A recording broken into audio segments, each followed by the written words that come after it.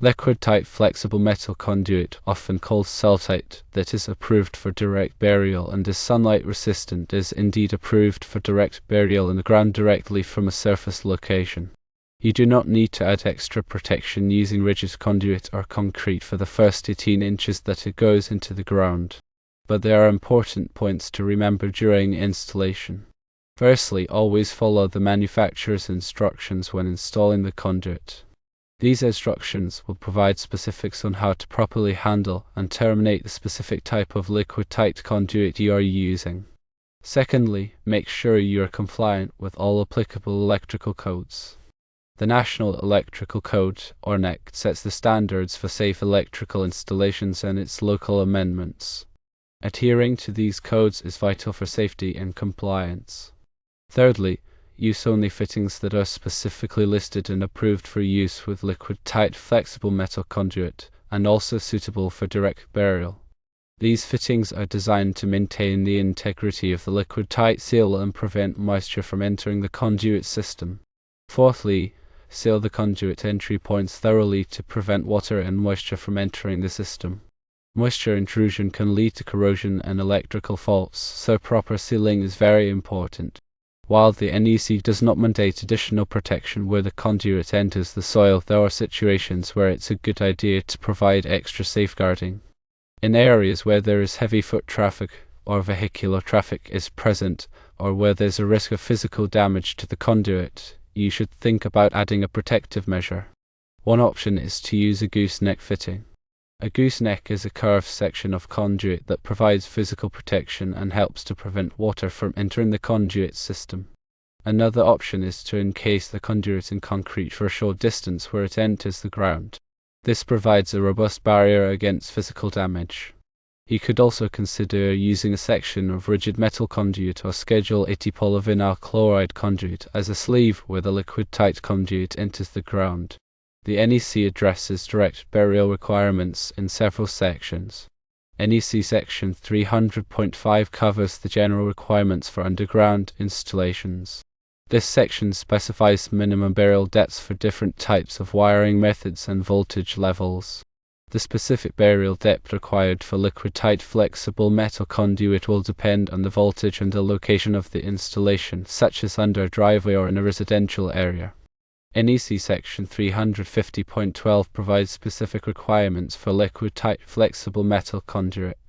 This section covers the uses permitted and not permitted for this type of conduit. It will specify whether the conduit is suitable for direct burial and any additional requirements for its use in wet locations. NEC Section 350.30 addresses securing and supporting liquid-tight flexible metal conduit. This section requires that the conduit be securely fastened in place to prevent movement and damage.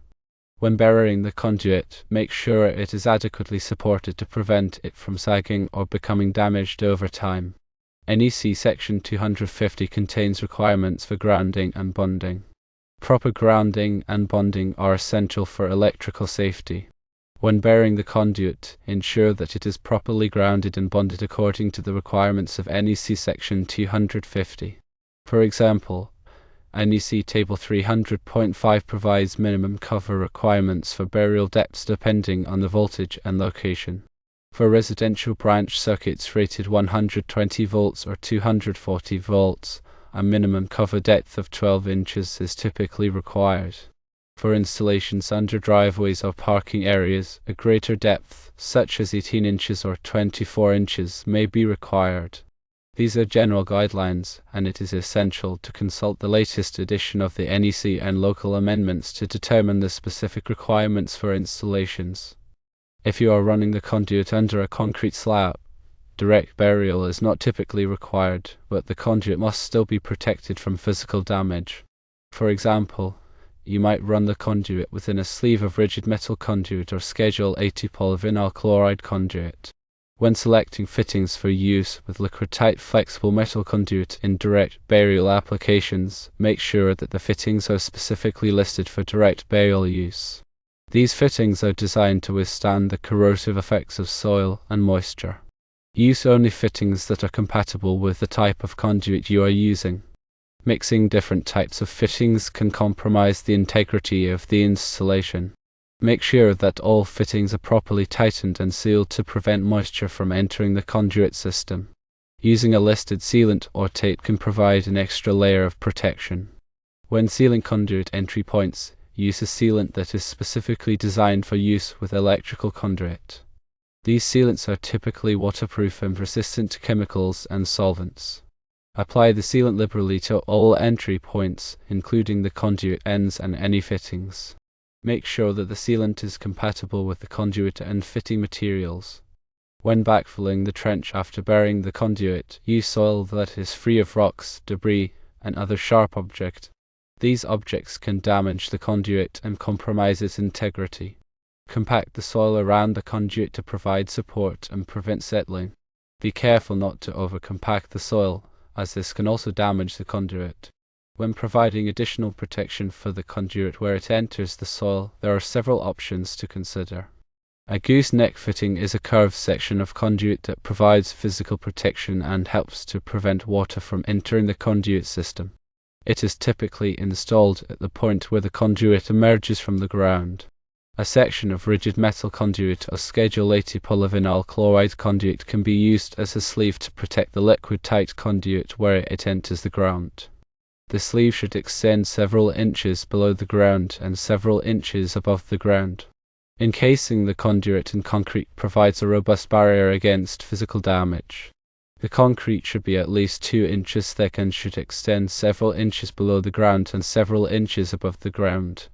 Remember that local codes and regulations may have specific requirements for the installation of electrical conduit.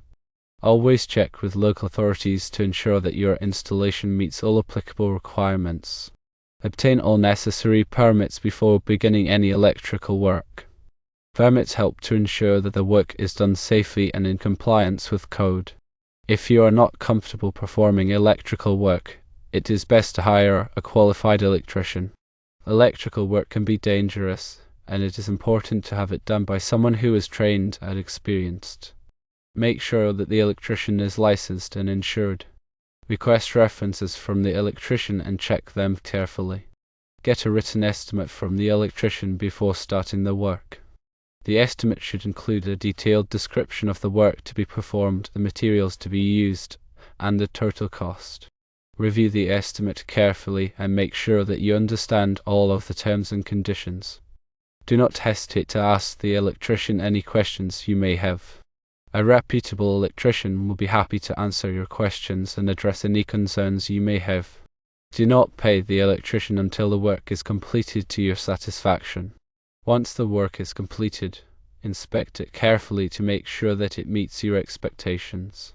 If you are not satisfied with the work, notify the electrician immediately and give them an opportunity to correct any deficiencies. By following these guidelines, you can ensure that liquid-tight flexible metal conduit is properly installed and protected in direct burial applications. Always prioritize safety and compliance with electrical codes.